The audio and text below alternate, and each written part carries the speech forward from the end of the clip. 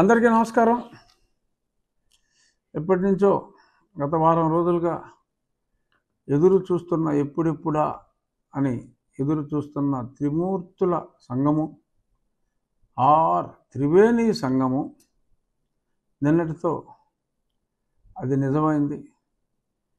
సుమారు 2 సంవత్సరాలుగా చెప్తున్నా అసుర సంహారం జరగాలి అంటే బ్రహ్మ విష్ణు మహేశ్వరులే కలవాల్సి వచ్చింది. వారిచ్చిన వరంతో వారికే ఉపద్రవంగా మారిన రాక్షస సంహారానికి గతంలో పురాణాల్లో జరిగిన అదే సీను రిపీట్ అవ్వాల్సిన అవసరం ఉంది అని నేనైతే ఎన్నోసార్లు చెప్పా. అది నిన్నటితో నిజమైంది. ఎందుకంటే ఈ పోలీసులు నీట్గా పుల్లారావు గారు అరేంజ్ చేశాడు. ఆ మైక్ సిస్టమ్స్, ఆ కంట్రోల్ సెంటర్స్ ఉన్న దగ్గర చుట్టూ బ్యారికేడ్ పెట్టి ఎవరో రాకుండా చేశారు. కానీ ఒకేసారి పోలీస్ రాంగ్ హ్యాండ్లింగ్తో జనం అందరూ అక్కడికి వెళ్ళి ప్రధానమంత్రి గారి సభకి 3 సార్లు అంతరాయం కలిగించారు. ఆ అంతరాయం వలన డెఫినెట్గా ఏదో ఒక ఉద్దేశంగా మాట్లాడేటప్పుడు బ్రేక్స్ వచ్చినప్పుడు ఎక్స్టెంపోర్ మాట్లాడే వాళ్ళకి కాగితాల మీద రాసుకునే వాళ్ళకి పర్లేదు, దడదడ చదువుకుంటారు. కానీ ఎక్స్టెంపోర్ మాట్లాడే వాళ్ళకి కొంత అసౌకర్యం ఎక్కువగానే కలుగుతుంది. అటువంటి అసౌకర్యం వరకు మరి పోలీసులు చేశారా, ప్రతిపక్షాలు చేశారా, ఎలాగైనప్పటికీ కూడా ఆయన స్పష్టంగా ఈ ప్రభుత్వం పోవాలి అని మంత్రులు అంటే cabinet is headed by chief minister.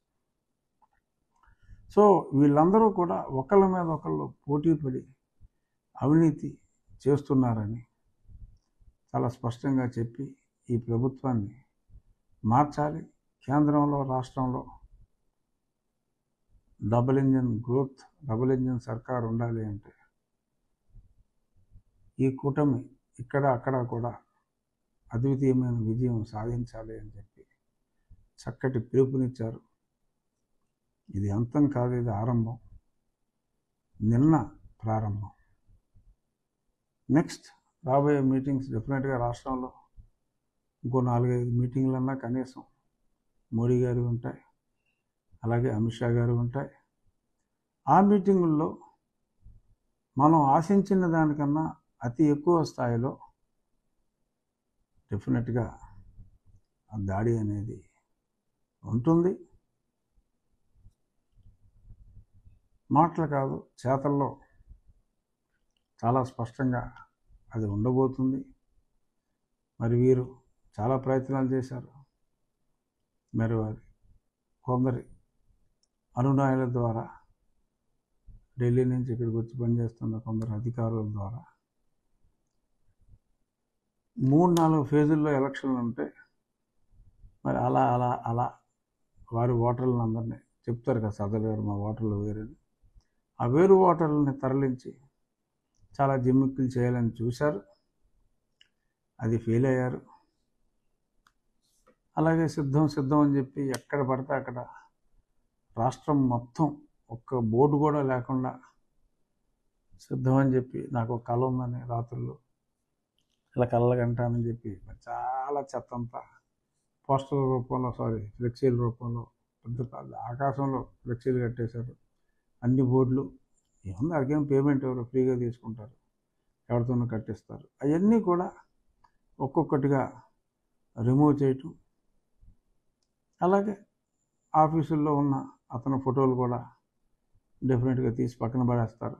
ఆ తర్వాత పర్మనెంట్గా ఎలాగో అవి కాలగర్భంలో, నేల గర్భంలో కలిసిపోవాల్సిన చిక్కటి చిరునవ్వు ఫోటోలు అవి ఆడి దారిన అవి ఎలాగో పోతాయి. మరి ఇప్పుడు సమయం ఉంది. ఇతను చేసిన కుట్రలు, ఇతను చేసిన అన్యాయాలు ప్రజలకి మరింత చేరువ చేయడానికి మా అందరికీ కూడా తగినంత సమయం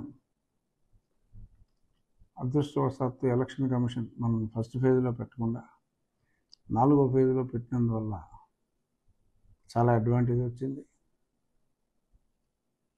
అఫ్కోర్స్ మా క్యాండిడేట్లకి ఎండలో మే నెల అంటే ఎండలు ఎలా ఉంటాయో తెలుసు.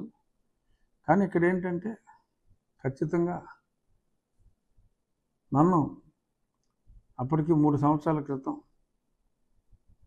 అంటే మే 14 తీసుకెళ్ళాడు. నన్ను జగడు కొట్టించాడు, చూశాడు. ఒకరోజు ముందు అనగా మే 13తో అంటే మే 14 నన్ను కొట్టాడు. మే 13తో ఒకరోజు ముందుగా వాడి పీడ ఈ రాష్ట్రానికి ఖచ్చితంగా విరగడవుతుంది. మీరందరూ కూడా మే 13వ తారీఖుకి మీ కాళ్ళ మీద, మీ అరికాళ్ళ మీద ఆ దరిద్రులు కొట్టిన దెబ్బలుగా భావించి మళ్ళీ ఎవరికీ కూడా, ప్రజలకే కాదు, ప్రజాప్రతినిధికి కాదు, అన్యాయంగా ఒక పాలకుడైన నీచ ప్రవృత్తి కలిగిన వ్యక్తులు వీడియోల్లో ప్లే చేస్తూ చూసి ఆనందించే ఇష్టం వచ్చినట్టు పోలీసుడు ఎవరిని పడితే ఆయన తీసుకెళ్ళి కొట్టే ఈ సంస్కృతికి మే 13వ తారీఖు పూర్తి విశ్రాంతి ఇవ్వాలని కూడా మనస్ఫూర్తిగా కోరుకుంటూ, మరి ఇటువంటి మీటింగ్లు ఇంకా ఎన్నో జరగాలి.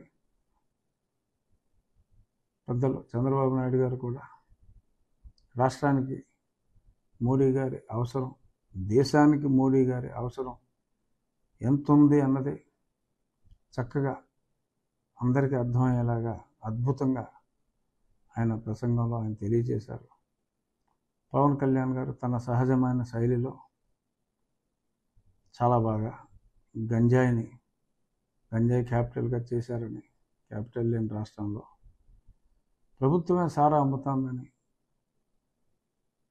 ఆ సారా అమ్మేది జగన్మోహన్ రెడ్డి, చేస్తున్నది సారా వ్యాపారం అని, అందరి ఆరోగ్యం ఇంత దారుణంగా పోవటానికి జగన్మోహన్ రెడ్డి కారణం అని, ఇటువంటి విషయాలన్నీ చక్కగా ఆయన చెప్పారు.